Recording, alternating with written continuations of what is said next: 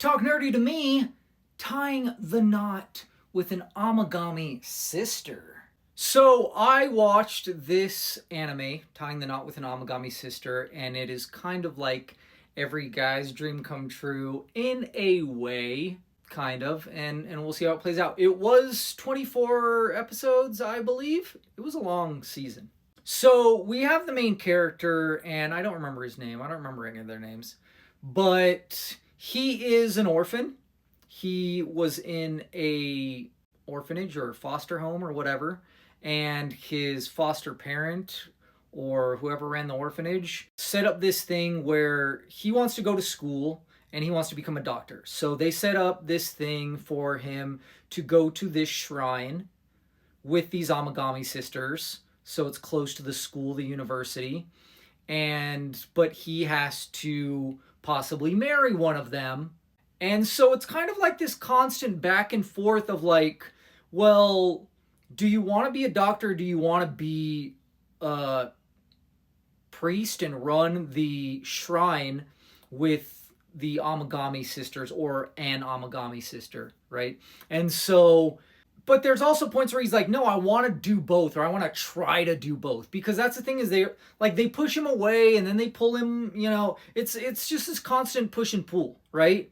The hot and you're cold type situation where, and I won't say like they're all vying for his love, because that's not the situation. In fact, I would say it's kind of the opposite, where it's a forced situation, and I won't say he has to win them over, but they're like, oh yeah, he's a pervert and all this stuff. And he's like, I'm not a pervert, it was by accident. The falling on chicks and accidentally grabbing the, goods and stuff like that. So I just, and as it plays out, you learn a lot about the characters. Like they have so many hijinks. Like at first it's just like learning about the characters. Like you have the oldest sister here, and she is the most well endowed in multiple ways. And so obviously she's my favorite. But, and the fact that she's the oldest, so it makes the most sense. And then you have the middle sister, and she's a redhead, and she's, she's the middle. But they all have various different, hugely different personalities, likes. The youngest one, she's obsessed, or like she's a great runner. Like I don't know if it's just marathon running, but she's a great runner, long distance and stuff. And that's the weirdest one to me, because like she still shows like her interest in the dude, and there's moments, and it's weird. They also, as it went on, there was also things like, oh, this girl actually was from his past. And I think all three of them might be orphans. I don't think any of them are actually related. This is just like, they do have like a grandpa character who has been running the shrine and was running the shrine with his wife, who passed away and kind of became like their foster mother and stuff. And so it was interesting that like the main character and the oldest daughter actually have a past. And that, to me, I was like, that just justifies it even more, like why they should be together. But they constantly change it up to go like, no, it's this one and it's that one. And there's things too, like they have a body swap episode, or not episode, I would say like arc. I think it was a few episodes. I don't remember which one it was with. And there's another one where there's a time loop as well, where it's like it just keeps on the Groundhog's Day, but I think instead of just one day, it might be like a few weeks or a month or something that they're just repeating until they figure something out. And so that was also very interesting, and I like that, but it was also weird because you're like, I thought it was going this way, and then now it's doing all this weird, more kind of like sci-fi stuff. So it was weird, but it was also interesting. And in the end, it didn't go anywhere. It didn't solve anything. It didn't really go anywhere. Like, he didn't choose one specifically, and I don't think it's going to get a second season. I don't feel like it deserves a second season, but I wanted a conclusion of him, like, choosing, or one of them choosing, or them choosing each other, and why, and how it works, instead of just boom, that's it. And now it seems weird because it's like, well, should I pick up the manga to find out? Because I really want to find out.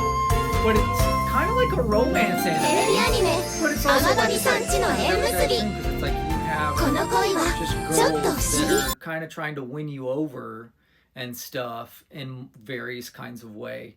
And it's sweet and it's cute and it's nice.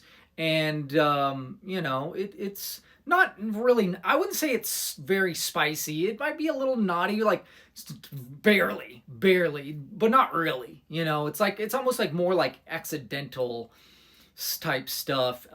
So yeah, I don't know.